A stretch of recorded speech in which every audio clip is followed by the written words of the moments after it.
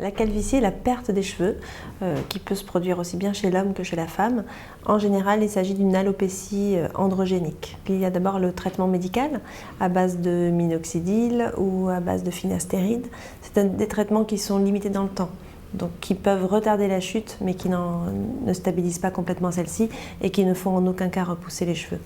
Donc à un certain stade, une greffe de cheveux est la seule alternative. Il y a deux techniques principales pour les greffes de cheveux.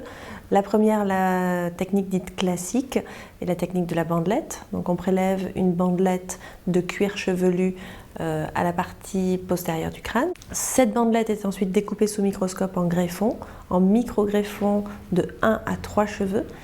Ces micro-greffons sont ensuite réimplantés au niveau des zones receveuses, donc au niveau des zones dégarnies. Donc essentiellement, il s'agit des golfes temporaux ou du vertex. La technique des bandelettes est également appelée FUT. L'autre technique est une technique plus récente, il s'agit de la FUE pour Follicular Unit Extraction. Le principe est d'aller extraire des unités folliculaires grâce à des micro-ponches inférieures à 1 mm.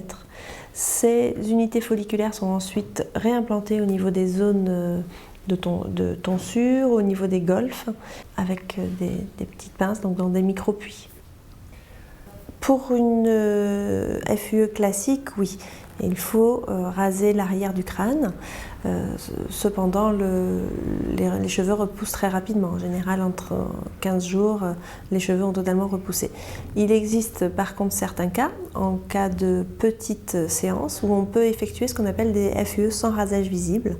C'est-à-dire on ne rase qu'une bande de cuir chevelu. En moyenne, en FUE, on peut greffer au maximum 3000 à 3500 cheveux par séance. Pour une technique des bandelettes, on est plutôt entre 4000 et 6000 cheveux, en fonction bien sûr de la zone donneuse. La différence principale entre ces deux techniques est l'absence de cicatrices pour la FUE. Ça, c'est une avancée très importante car les patients souhaitent de moins en moins avoir une cicatrice. Donc on réserve la technique de la bandelette à certaines indications plus particulières. Mais il est vrai que la FUE est une technique en pleine expansion. C'est la technique la plus pratiquée. Le choix de la technique est fait en fonction du patient, en fonction de ses habitudes de coiffage, en fonction de son âge, en fonction de son type de calvitie.